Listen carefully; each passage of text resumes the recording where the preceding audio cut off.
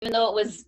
Dick Carlisle Baldwin. And so we used to kid him about that. So coming time for me to register, and my name is Kenneth Dwayne Baldwin.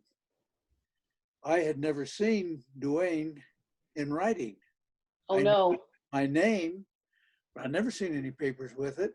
So I asked my mother, how do I spell Dwayne? So my mother says, well, how do you think it ought to be spelled? So I came up with 13 different ways to spell Dwayne and says, okay, which one is it? Wow. You probably didn't have it right, did you? Well, so my mother says, well, what do you think it is? I says, D-U-A-N-E. That was the simplest of the 13 spellings. And I tend to be a simple-minded person. I don't like to get too complicated. Okay. She says, well, that's interesting. That's the way it is on your birth certificate. Oh, so ever since then, I signed my name, full name, Kenneth Dwayne Baldwin. D-U-A-N-E. Now, when I went in the service, I couldn't find my birth certificate, so we used my blessing certificate. Well, they somehow didn't return the blessing certificate. So I graduate from college and I get a job with Standard of California in Richmond, California. And they want my birth certificate to be sure that my Social Security is correct.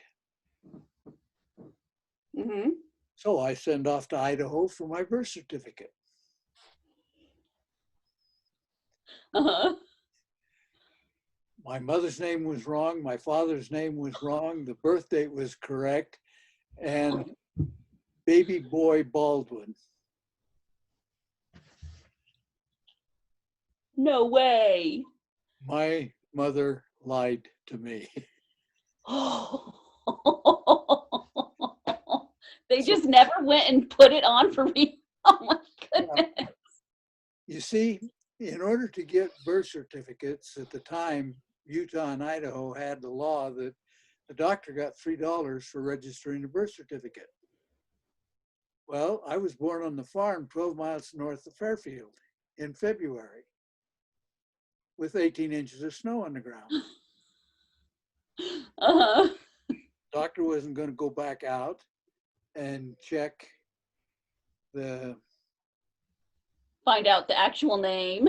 information. So he just put down what he knew and filed it. Oh my goodness. So he got mom's name wrong, dad's name wrong, and didn't have a name for me at all. But he did have the date. Well, that's good. Yeah. So I have to now correct my birth certificate. To correct each item on a birth certificate from Idaho at the time required 2 documents 5 years old with the correct information on it and an affidavit from someone who is living that could verify that information.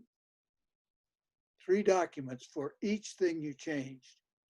So I had to get 3 documents for my name, 3 documents for my mother's name, and 3 documents for my father's name, send them all in.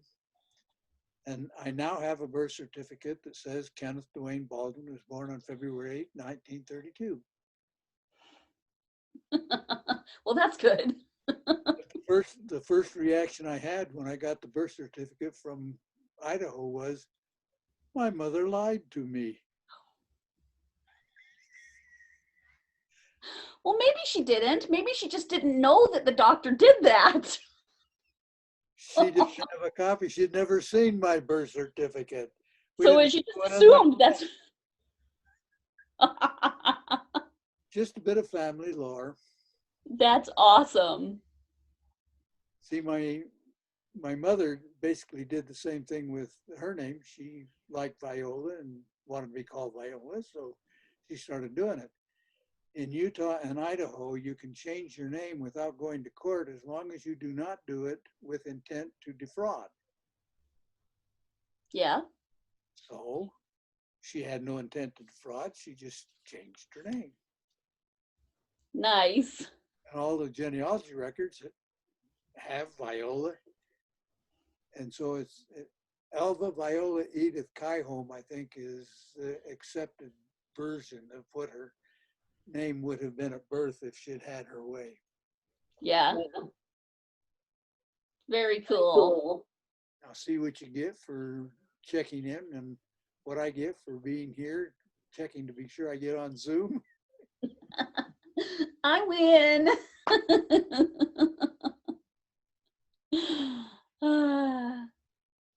Have you ever visited the home that we were raised in Idaho? It's been many years, but I have, yes. That room was originally intended to be a one-bedroom house. On the original floor plan, there was an open back porch, an open front porch, a kitchen, a dining room, living room, one bedroom, and a bathroom off of that bedroom. That was it. 1,100, about 1,100 square feet total. Dad and Mom had 7 kids in that house and raised them. First, they closed in the back room, and they closed in the front porch, the back porch, and then they closed in the front porch. And then they put in a set of stairs up to the upstairs, which only had 2 befores for joists, and divided it into 2 bedrooms. The one just as the stairs got to the front was the girls' bedroom. That was Doris, Carmen, Darlene. And then there was a doorway on the north side next to the windows to the attic. Most of the time it was just open, but once in a while it had a curtain. But went in there and had 2 double beds for the 2 boys, and a chest of drawers. And the chimney from the ran up through the space where we had our 2 double beds. That was the way the house grew as the family did. Mm-hmm. Nice. And did you know, I think you may have known at one point, I'm not sure, but my oldest brother, Philip, has purchased that house in Fairfield. I told him how to find where the trapdoor was to get under the house. Oh, okay. Yeah, I can't wait. And I mean, that's going to be a process, going to take some time. But yeah, he's told us that he wants to make it as close to original as possible. So not original, but original to when you guys were all growing up there. My response to him was, good luck. Because I can remember each step of the development of the house. When we got in, the roof was replaced with an aluminum roof over shingles. Uh-huh. Before that, that was put on because we were getting to the point where we were getting leaks through there, and seeing how the bedrooms for all 7 of us kids were right under that ceiling, we got leaked on. Uh-huh. So Wow. when it still had shingles, why the snow would melt, and then as it got to the eaves, it would freeze into ice. And we'd have ice up to 8-10 inches deep. Well, to keep that from doing damage to the house, we'd get on a ladder up there with an axe and chop ice off the eaves. Uh-huh. When fuel for the winter was a load of logs that would be dropped off by the garage in the alley behind the house. Uh-huh. So one of the boys' chores was we would take those logs one at a time, saw them into blocks, chop them up into wood for the house, and haul them into the house. That was the way we had heating. Uh-huh. Well, it was pine, and pine won't last overnight. It burns out. Uh-huh. So in our bedroom on the chest of drawers, if you left a glass of water there in the wintertime, in the morning, it'd be frozen. Just the top or solid? Solid. Oh, wow. The coldest I remember it being in Idaho was 30 below or lower for 6 straight weeks when I went out to milk the cow. Wow. Wow. That That's was even hard to, that was the coldest I remember. It didn't always get down that low. it's hard to even conceive of how cold that would be. I mean, it gets cold here. We get below freezing a lot and we get below zero occasionally here, but wow. Now remember, we had no insulation in the ceiling, Can I have one of those little chairs? or the 7 of us were in bedrooms right under that ceiling. Uh-huh. It didn't have and so our rooms, the fire goes out. Nobody to keep the fire going, so the fire goes out. So the house was subject to 30 degrees, minus 30 degrees Fahrenheit outside. So it's no wonder that water sitting out in the upstairs would freeze solid. Yeah. Because when we had the aluminum roof, all the snow would slide off. So we No had insulation from snow either. Yeah. My mom used to tell a story about the clothing that even in winter you would still hang clothes out on the line to dry and it would freeze. Yes. And then clothes would come in and stand up in front of the fireplace to dry so grandma could iron it. We would have clothes this thick sitting on the stove and would keep turning them and changing the layers to get them dry. And Mom says, "Why do you do that?" She says, "You take a towel and freeze it. You know what it feels like? Sandpaper." Yeah. You'd have to pry this sandpaper towels off the line, bring them in and put them on the stove to finish drying them.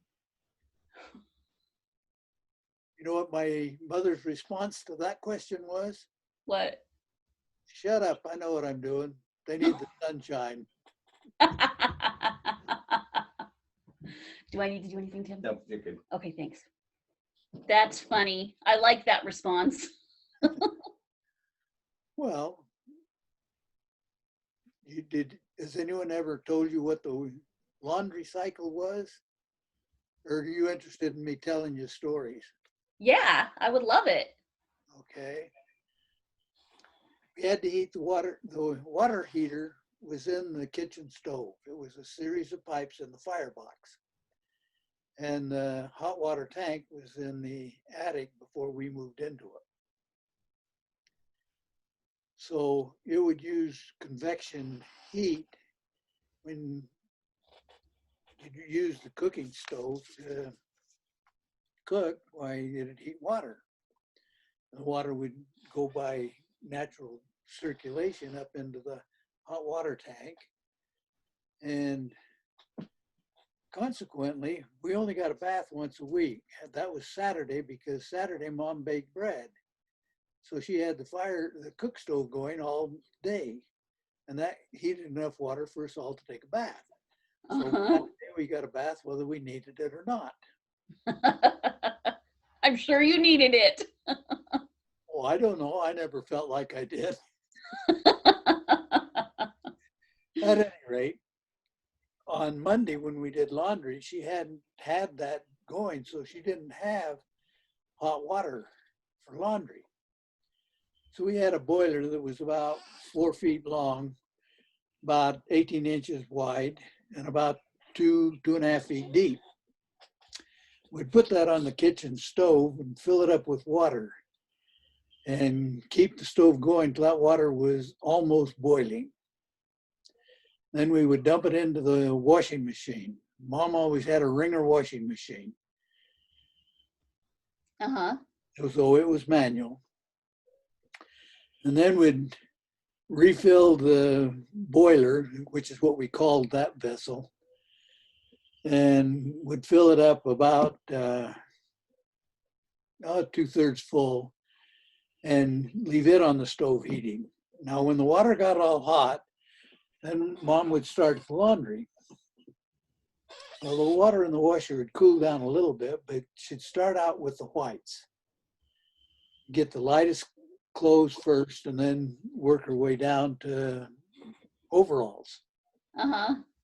Well, the washing machine would be setting as the point closest to the stove. And then behind the washing machine would put the boiler. And then on the south side of the washing machine would put a galvanized tub with cold water and bluing in it. Oh, uh-huh. So Mom had a stick that was about 2.5 feet long, round, that she used to fish clothes out of the washing machine. You couldn't put your hand in it to get the clothes out. Uh-huh. You'd run through the wringer, and the wringer was set up such that you'd have the tub, you'd have the wringer on a pivot, and she'd run them through the wringer, and it would go into the boiler. Uh-huh. And that was the hot rinse. And then when you take them out of there, you'd swing the wringer around and take them out of the boiler, and they'd go from that into the galvanized tub with the bluing in it. Uh-huh. So we'd go with the washing. Mother would fish it out with a stick, feed it in the wringer, and it was cool enough in the boiler that we could take it out of there and feed it into the wash tub with the bluing in it. And then we'd take that out and turn the wringer around, put the lid on the washing machine, take the water, the clothes out of the galvanized tub, it'd go on the top of the washer, and then we'd take them out from there to go hang them on the line.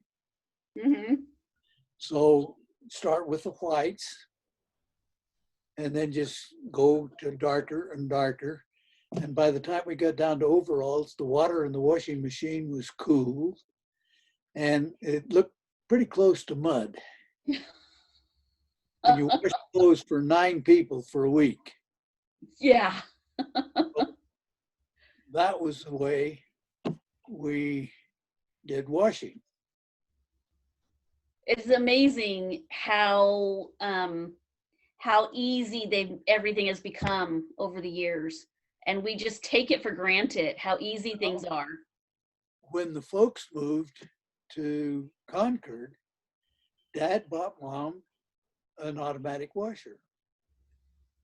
She made him take it back and change it for a wringer washer.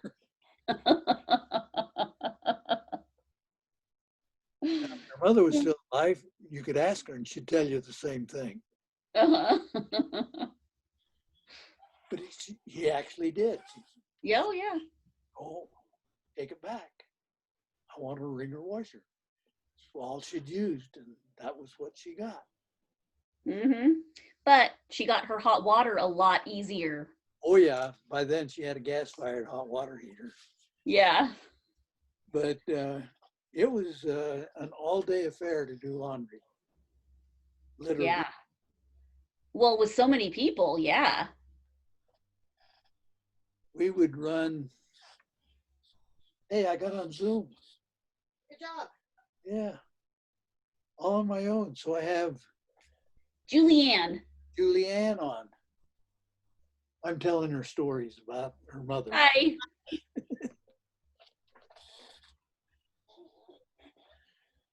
So with the bedrooms there and no door between them, of course, with us in bed, we couldn't see anything in the other bedroom because it was clear on the wall. Mm-hmm.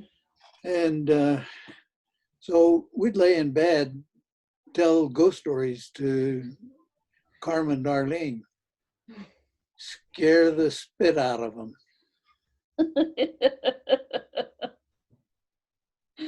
Uh-huh. I used to collect murder methods, and we'd tell them those too.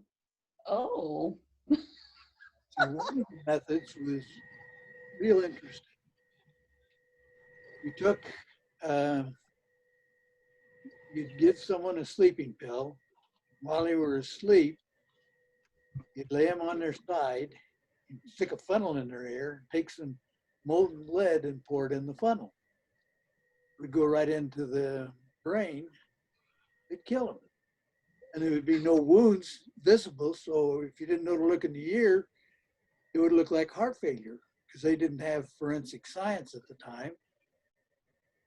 Nice, simple You method. you have a sick mind, don't you? Oh, I just told those stories to your mother. What do you mean I have a sick mind? Well, you came up with the stories. Oh no, you collected the stories. You didn't come up with them, right? I wouldn't do a thing. Uncle Ken. Would I? Was that Andy? Probably. Andy, did you say something, Andy? Yeah, I said I see Uncle Ken. Yeah. I joined to tell stories to Julianne while we're waiting for the graveside to start. Well, I heard an interesting story yesterday Which from one? Iva Manuel. Okay. You remember Iva Manuel? Yes. I used to She said that collect fast offerings from the Manuels. I'm sorry? I used to collect fast offerings from the Manuels. Yes, she's Iva Waywell now. She was Manuel and married a Waywell. She says that when he used to walk to school, there was a bunch of boys that would throw snowballs, Well, and that you would what you do in the winter. yes, and she said that you would protect her. You would start throwing snowballs at them to draw their fire, and you were her protector. Well, like I say, what do you do when there's snow on the ground and you got to do something? Yeah. Yeah. I had a story about karma I was going to tell. Oh, I already told it to Julianne. You can tell Oh, it okay. again. We were visiting one time and I started doing the dishes after dinner and Karma says, no. It says, visitors don't use hot enough water. I says, okay. She came over, stuck her hand in my dishwater and helped. It was too hot for her. Huh. Does everyone hear that terribly loud sound, or is it just me hearing it? I can hear it too. Tim, can you take care of that? I'm not sure who it is. Thing that says mine is any different. You've been listening to me. I haven't had it. Oh, it was Esther. Tim muted her. It was Esther. Okay, so go on, Uncle Ken. Tell about that hot water. So when she stuck her hands in, she yelped because it was hotter than she used. But usually the guests didn't use hot enough water. That's what she's claimed. And so she didn't want me to do dishes. After that, she do the dishes. But Ken uses hot water. He knows how to use hot water. Well, that's Clearly. I used to help with the laundry.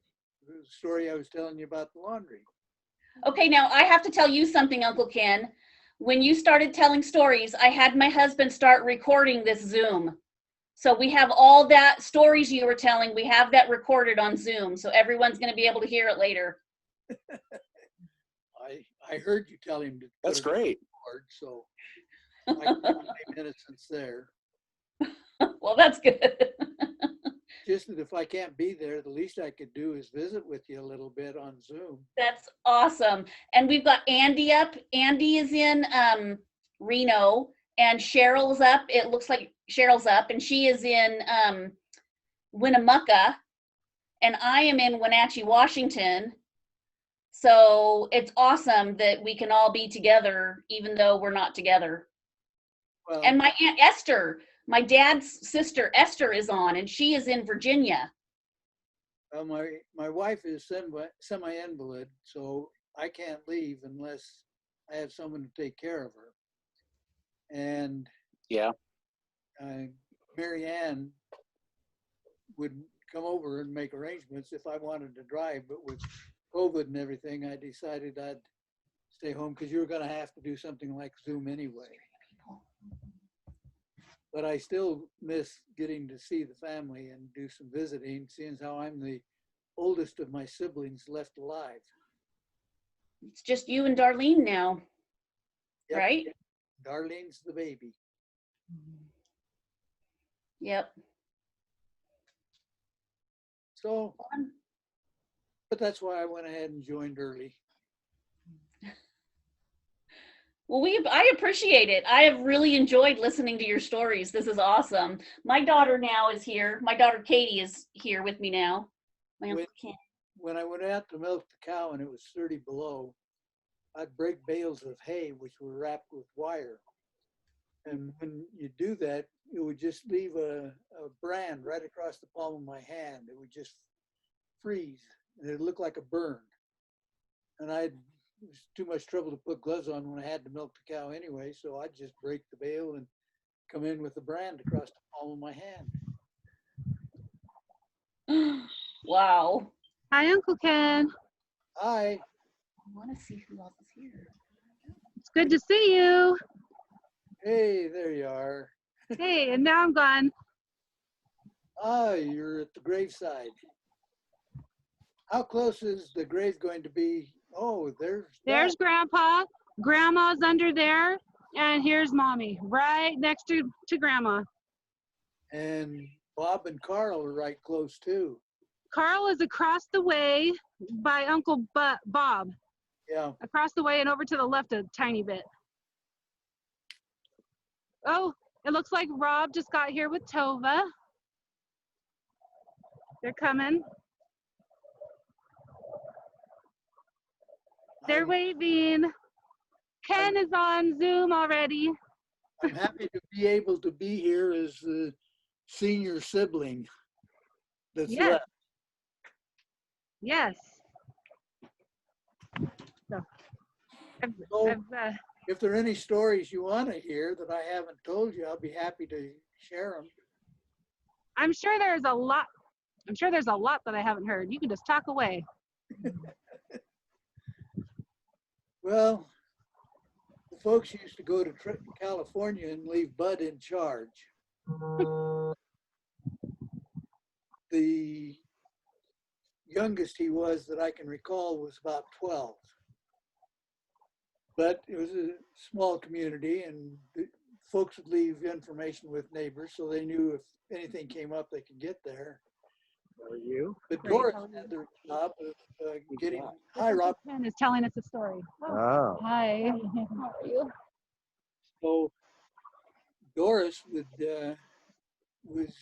take care of seeing that the house was in shape when folks got back. Well, this one time, he was bossing Carmen Darlene, just telling them what needed to be done, and Carmen Darlene weren't having any of it. Why are you bossing us? And finally, Doris, for whatever reason, I don't know, turned to me and says, you get them to do it. Oh, I'm innocent. I haven't got anything to do with this, but I just approached Carmen Darlene and said, come on, we know we got to get it done. Let's go ahead and do it. And I just joined in with them and we just cleaned up the house so it was all ready before Mom and Dad got back. Wow. See, Karma would respond to me, so would Darlene, so that's what we did. That's awesome, Uncle Ken. I love listening to the stories. I love it too. It's hard to hear, but I'm trying. Well, Elizabeth, we've already hit record, so we've got Uncle Ken telling some stories already that we are already have recorded. So Okay. Because the house would get cold in the winter because the fire would go out. We didn't have anything but the wood stove for heat. One of us would always have the job of getting up early to light a fire so there would be heat in the house when the rest of the family got up. We ate a lot of canned meat off canned wine. And we had an old tin cup and I'd fill the tin cup with juice from the peaches and I'd set it outside so by morning it was frozen solid. So when I got the fire started in the wooden stove to heat the house up so the rest of the family could get up, I'd go out and get that tin cup and a spoon, and I'd sit there and eat frozen peach juice sitting on the stove while it warmed up. That's awesome. Yeah, it is. That's awesome. I don't really Well, agree. that's the way we lived.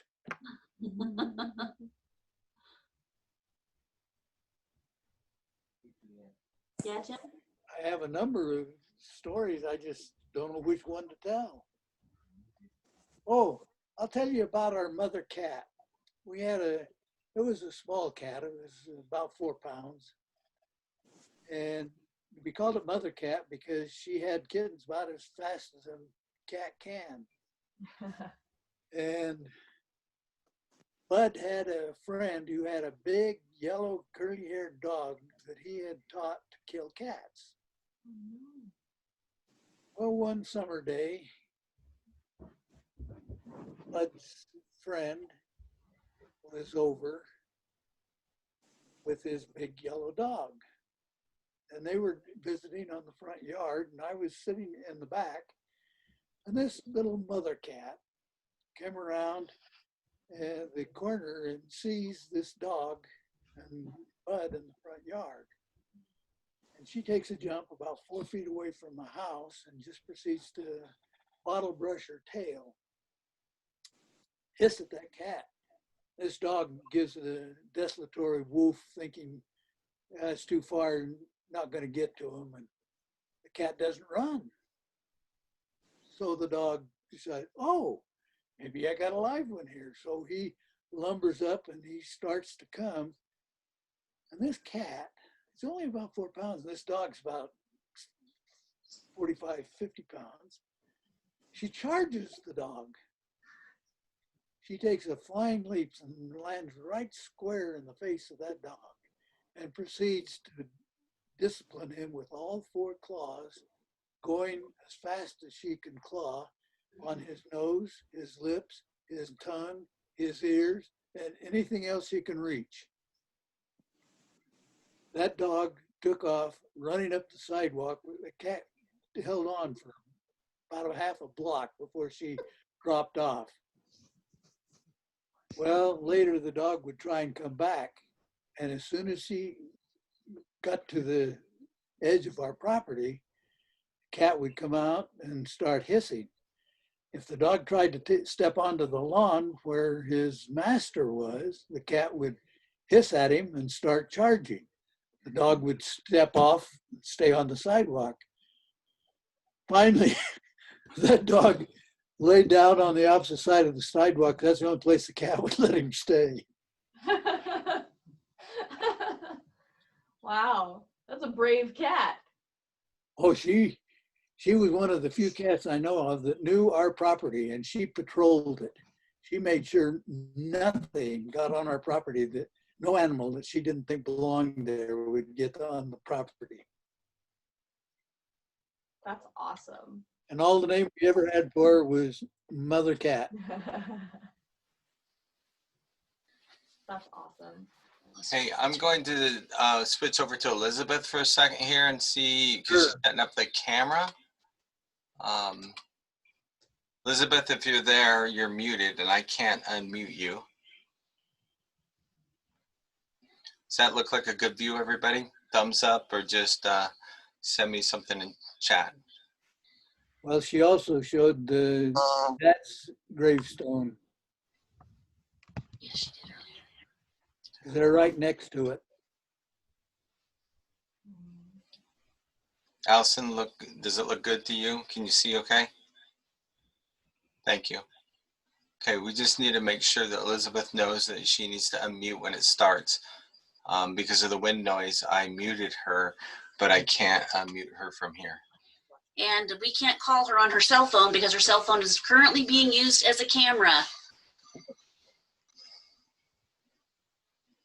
So, It's taking a good picture. That's awesome. There.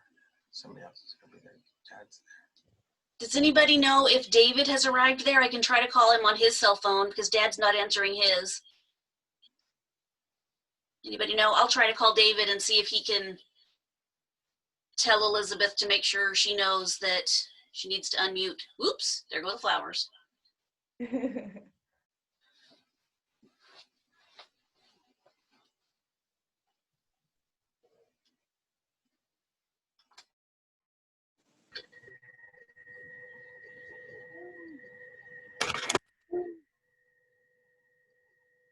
Flowers win again.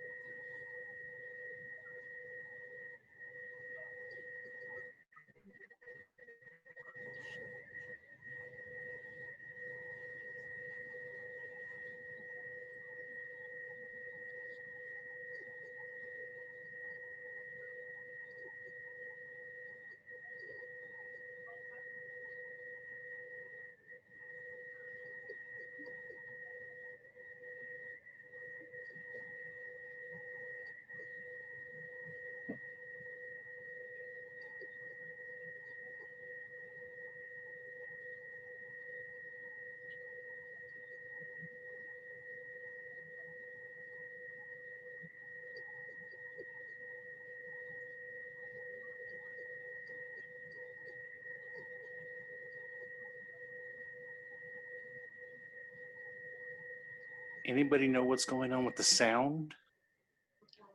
Not sure. I'm sure my dad will take care of it in just a second, though.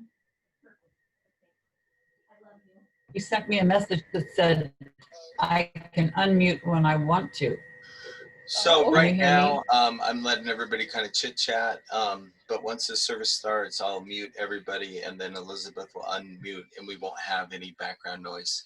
I just talked to Elizabeth via David's phone because Elizabeth's phone is doing this video for us. She said that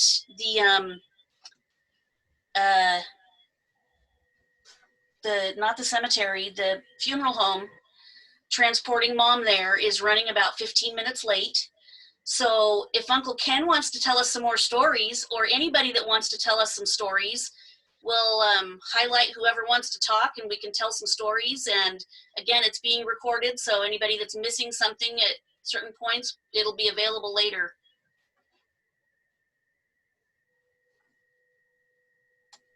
So cancel. Can you hear me? I hear you, Esther. Thank you. When the folks died, Karma was on her mission in England. And she had a new mission president and his wife that rather than call her, they came out to where their apartment was, which was about a 4-hour drive from London. And they had the great joy of getting to tell the first missionaries in the field that their parents had died. So the mission president's wife helped Karma pack. And as Karma explained it, they had a variety of luggage arrangements in the mission field. So she was borrowing some luggage in order to pack to come home because she had lent her luggage to someone else who has already gone home. So they're going around this and she's crying and the mission president's wife is crying, and mission president's wife apologizes for not being able to get more in the suitcase, and Karma says, "Oh, sister, whatever." Says, "That's okay." He says, "We haven't even had to sit on the suitcase yet." So they had to drive back to the airport in London, and they had 6 hours from the time they got there to get her packed up and drive 4 hours back to get her on the plane. Now, I don't know what the arrangements the church has, but they have some kind of emergency evacuation arrangements with airline, because Karma bumped a first-class passenger with a paid ticket to get on the plane to come back to the States. I don't know whether any of you've ever been told that before, but that Karma was surprised. She got on that plane and she made it first class all the way back to airport in San Francisco. Bob and I drew the duty of going and picking her up. And I don't know what possessed Bob. He was in front of me as Karma was coming off the plane. But he says, "Oh, the folks aren't dead. We just told you that so we get you home early from your mission." Well, obviously, the shock on Karma's face was enough to galvanize me. And all I did was just shake my head. And she said she was sure glad I was there because she'd have had a heart attack if I hadn't been. But she still had 3 layers of clothes on. She was coming dressed as she had been in London. She had 3 layers of clothes on. She said she'd already taken 3 layers off. But that was her homecoming to a funeral in California.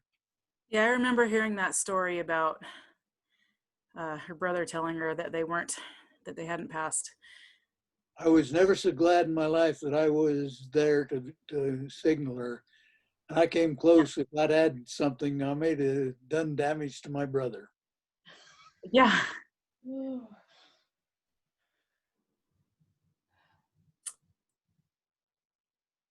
Well, I really like listening to these stories, Uncle Ken. This is awesome. Well, you've got the one on laundry. I kind of think that's one that ought to go into history books because it covers so much of the conditions that we were raised in. Yeah. Now, one of the things that we did when we milked the cow was we had a pan that was about 18 inches in diameter or so. And we just pour the milk in that and let the cream rise. Well, in the wintertime, the milk would freeze and you didn't have to skim the cream off. You just scrape it off the frozen milk. And Karma used to like to spoon the frozen milk into a glass, and that's the way she would get her milk for the day. Now, because we skimmed by spoon the cream off the milk was richer than 4% milk you buy today, even skimmed. We'd churn our own butter, and you'd save each skimming, and you'd pour them all together and then put it in a glass bottom churn it, and then we'd had a butter paddle. We'd squeeze it into a 1 pound mold. The 1 pound mold had a block in the bottom of it with a hole that you could just push it up and push it right out of the mold. Well, the cream would start aging, and it would age a little differently. And each color, or each shade of the module of butter would be a different color. So one day I decided to see how many different colors there were between churnings. And I took a slice right through the full pound of butter, which was about yay square. And I counted 13 different shades of yellow in the butter. Wow. First time I ate butter from a creamery, I thought, who on earth would want to taste or eat something that tasteless? Our homemade butter was halfway to cheese by the time we got it churned. That's awesome. When you talk about churning butter, it makes me remember when my mom played Aunt Eller in the play Oklahoma. And at the very beginning of the play, it started with her sitting out in front of the curtain with a butter churn singing. And that's the picture I have in my head when you're talking about the butter. Well, you see, those butter churns were churning whole milk. We skimmed it and only churned the cream. Ah, So that's why we could use a gallon glass jug with paddles in it. very nice. Oh, I scared the living bejabbers out of Karma once. Only once? Well, once that I remember for you, then in story form. After the folks had died, the stake was putting on a Promised Valley production. And Karma was in the chorus, and I was the major that was organizing the volunteers Mormon battalion. And this one patron, we'd been just going through, we'd been speaking our lines and everything. And we got to the scene and the director says, okay, we'll do this for real now. Says, use your stage voices. So it's my turn now. Karma's standing about 3 feet in front of me. And I call, the 10 hunt! That's Marine Corps Field Command. Karma jumped a foot. He was not expecting that at all. This is weird. Well, Bob was the production manager. I was in it. Karma was in it. I think Darlene was in it. They actually asked us if we wanted to cancel it because of the death of the folks. And we basically all told them no. What else would we do? Go ahead and go on, even though you got that many of the Baldwins involved in the production.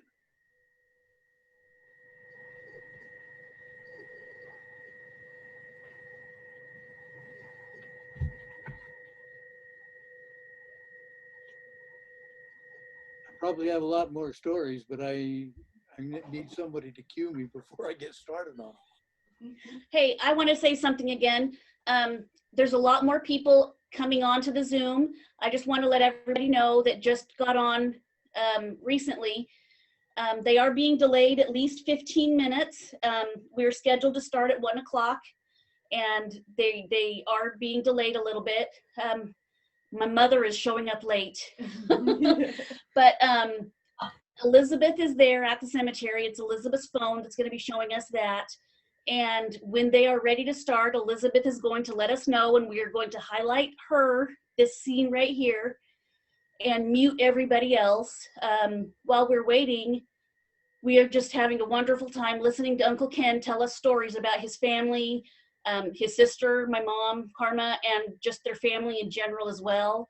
So if anybody else, my husband is in the other room managing the Zoom meeting. If you want to say something in a chat or raise your hand or something, he can unmute different people, or you can unmute yourselves, I believe. Oh, Elizabeth, are we getting ready to start? Elizabeth, you have to unmute yourself if you want to talk. No, I'm just checking on you guys. Okay, yeah, You see the chairs now? Yes, Yeah, you see we the chairs. 2 chairs. Okay. Okay, so we are going to continue listening to some stories from Uncle Ken or from anybody else if you want to tell a story. Just so everyone knows, this is being recorded so we can watch it again later. And Uncle Ken has told us some awesome stories so far.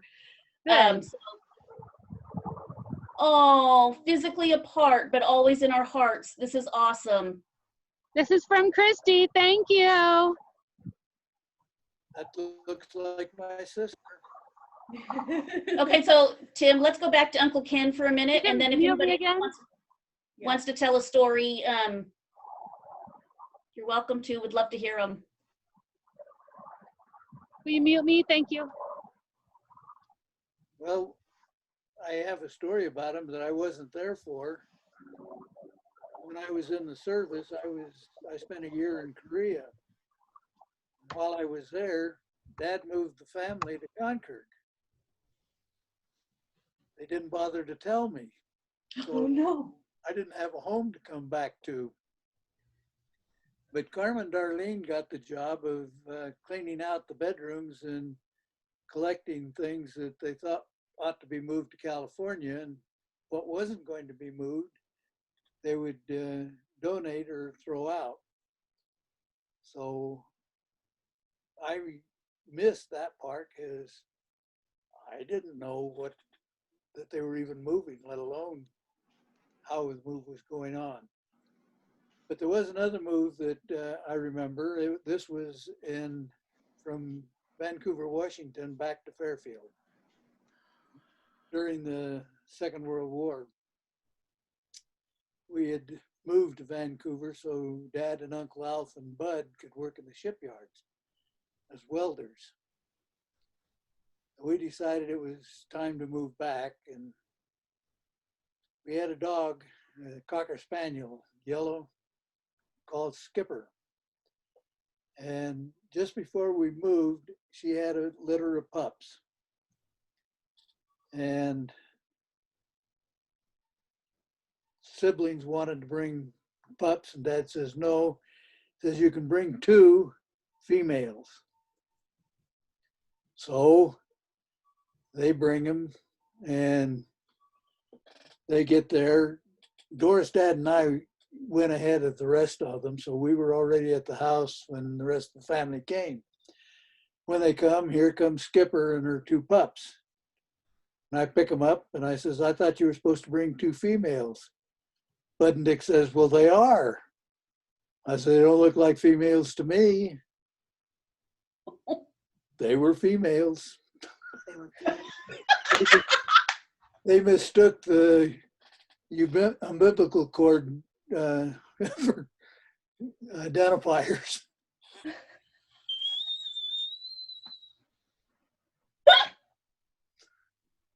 Oh boy. Identifiers. For some reason, I seem to remember a dog that my mom said was named Stupid. Yes. Stupid was, what breed was it? Only me. It was this tall, white, and it was a yapper. And Mom told us we couldn't keep pets in our beds. Well, when Stupid joined the family, it was a dumb dog. I have to say that for it. It got into all kinds of mischief and couldn't hardly train it to do anything. Well, it had its survival mechanism was to get people to love him. And we knew that he had succeeded when one day we caught Stupid in bed with Mom. That's awesome. Oh, have any of you ever heard the story about Uncle Lute and his wife when they had a tree they cut down, and they woke up one morning with all the branches in their front door? Uncle Luke comes storming over, comes right into the house. We never had a lock on the door. Right into the folks' bedroom and demand that get the girls. Thought they'd done the deed. And Dad calls Dick and says, go get the girls. And he starts to step away, and Dad says, Dick. Her mom says, Dick. Says, yeah. And says, did you do it? Dick says, yep.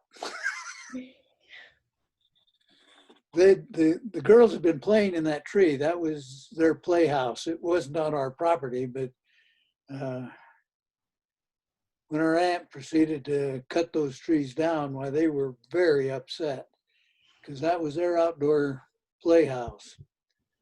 And they practically lived in the summer in those trees. But Dick's revenge was to just haul all of the branches where she left them where they lay and stacked them on the porch of the house he was living at, all the way up, completely filled the porch.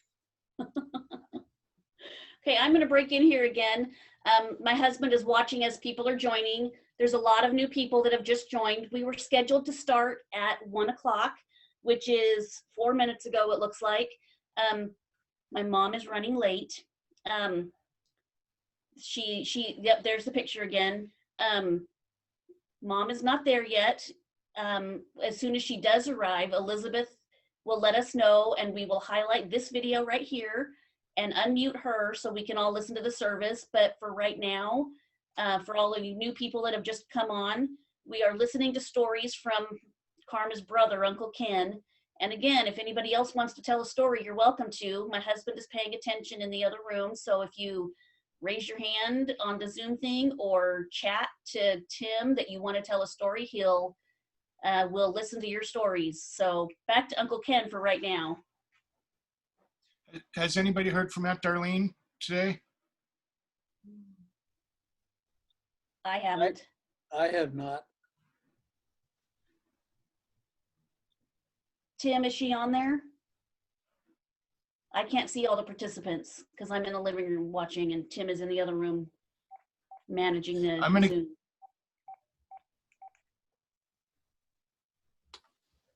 I don't see her on here. Okay, thank you, Tim.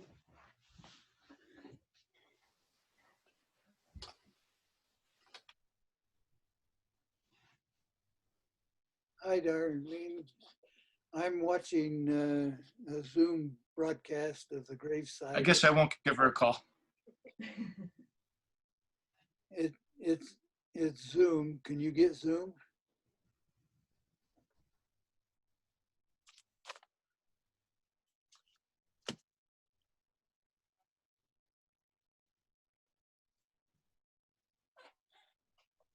Tim, can we go back to Uncle Ken? There's a Facebook that has the information on Zoom from one of the girls.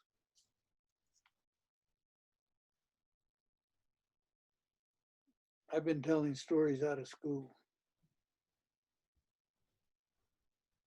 Well, I logged into Zoom and Julianne was there and I started telling her stories and the rest of the people are gathering and I just kept telling stories and then she says, well, this is Darlene on.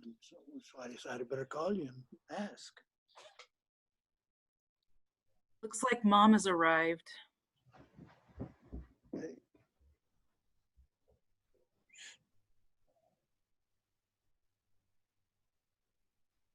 You're on. Good. You're welcome. Darlene says she's on.